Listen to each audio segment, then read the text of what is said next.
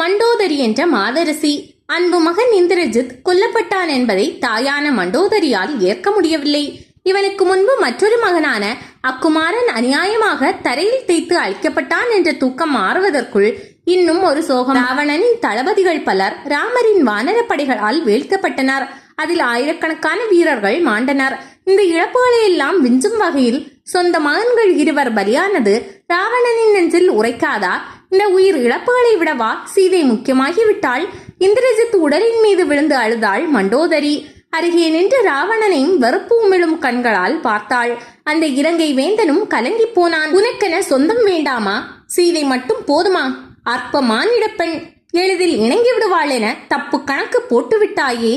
ராமனையும் எளிதாக அடிமைப்படுத்தி விடலாமென ஊமைக்கனா கண்டாயே என் கண்ணாளா? அவனுடைய தூதன் உன் எண்ணப்படி அற்ப குரங்கு என்ன ஆட்டம் ஆடியது. உன் எதிரிலேயே வாளை ஆசனமாக்கி அமர்ந்ததே.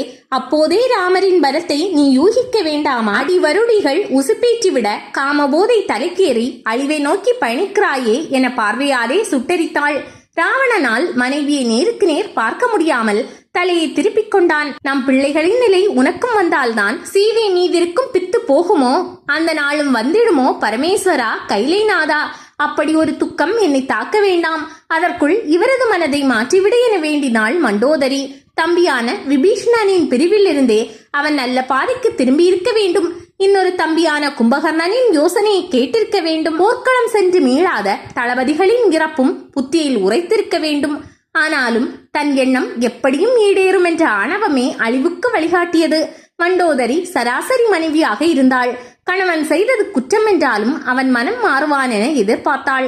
சீதை அவனை விரும்பவில்லை என்ற வகையில் ஆறுதல் கொண்டிருந்தாள். ராவணனுக்கு சலிப்பு ஏற்பட்டு விடாதா? தோல்விகளால் அவமானப்படும் அவன் சீதையை விட்டுவிட மாட்டானா என ஏங்கினாள். அதனால்தான் கணவனை தட்டி கேட்கவில்லை. அவனது ஆசைக்கு இணங்க 1000 பெண்கள் இருந்தாலும் மனைவி என்ற அந்தஸ்து தனக்கு மட்டுமே இருப்பதாலும் பேர் சொல்லும் பிள்ளையான இந்திரஜித்தை பெற்றதாலும் தனக்கே ராவணன் முக்கியத்துவம் அளிப்பதாக நம்பினாள்.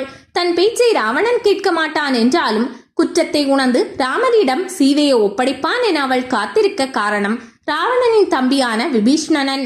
ஆரம்பத்திலிருந்தே அண்ணனின் செயல்களை அவன் ஏற்கவில்லை. அதுவும் அநியாயத்தின் உச்சமாக சீதை கடத்தப்பட்டதை கண்டித்தான். அப்போதாவது சீதையை விடுவிப்பான் என எதிர்பார்த்திருந்த சமயத்தில் அண்ணனை விட்டு விலகி எதிரியான ராமனையே சரணடைந்தான் விபீஷணன். எப்படி ராவணனிடமிருந்து நல்ல குணங்கள் விலகியதோ அதை போல நல்ல மனிதர்களும் விலகுவது அவளுக்கு கவலை அளித்தது. கும்பகர்ணனும் நியாயத்திற்கு புறம்பாக ராவணன் நடக்கிறான் என சொன்னபோது எனக்கே புத்தி சொல்கிறாயா என கேட்டான். இறுதியில் கும்பகர்ணனையும் போர்க்களத்தில் பறிகொடுத்தான்.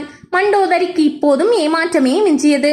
ஒரு சமயம் காலகேயரும் தைத்தியரும் ராவணனுக்கு எதிராக போரில் ஈடுபட்டனர். அவர்கள் இருவருக்கும் ஆதரவாக இருந்தவன் வித்யுத் ஜிவ்ஹன். இவன் ராவணனின் தங்கையான சூர்பனகையின் கணவன். தம் எதிரிகளுக்கு சாதகமாகவும் தனக்கு பாதமாகவும் செயல்படுகிறான் என அறிந்து கோபம் கொண்டான் ராவணன்.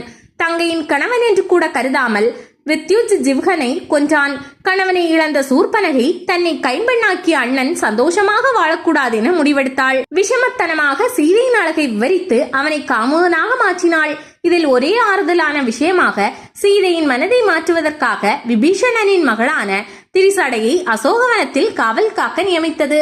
ஆனால் தன் தந்தையைப் போலவே அவளும் நற்பண்பு கொண்டவள் என்பதால் மண்டோதரி நிம்மதியடைந்தாள். ஆனால் ராவணன் மோகத்திலிருந்து மீளவில்லை. அதோடு ராமனுடன் போர் புரிந்து யுத்த களத்திலிருந்தும் மீளவில்லை. கணவன் இறந்துவிட்டான் என அறிந்த மண்டோதரி கதறினாள். தவறை உணராமல் மரணத்தை தழுவினாயே என்றாள். உலகின் இயல்பை அப்படியே உணரும் தன்மை யாருக்கும் இல்லை. உலகத்தையே ஒடுங்க செய்யும் ராவணனே, நீயும் மேலுலகம் பூந்தாயோ? மன்மதன் கரும்பு வில்லால் தொடுத்த மலர் அம்புகள் தானே உன் உடலை இது நாள் வரை தொட்டன. இப்போதோ மானிடர் எய்த அம்பால் உயிர் பிரிந்தீரே என புலம்பினாள். கணவரின் சடலத்தின் மீது விழுந்தாள். மரணம் மட்டுமே கணவனை திருத்த வேண்டியிருந்த விதியை நொந்தபடி உயிர் நீத்தாள். காட்டில் சிறந்த ஐவரை வணங்குவது வழக்கம். அவர்கள் சீதை, வாலியின் மனைவி தாரை, ராமரால் சாபவிமோசனம் பெற்ற அகலிகை, பாண்டவரின் மனைவியான பாஞ்சாலி, ராவணனின் மனைவி மண்டோதரி.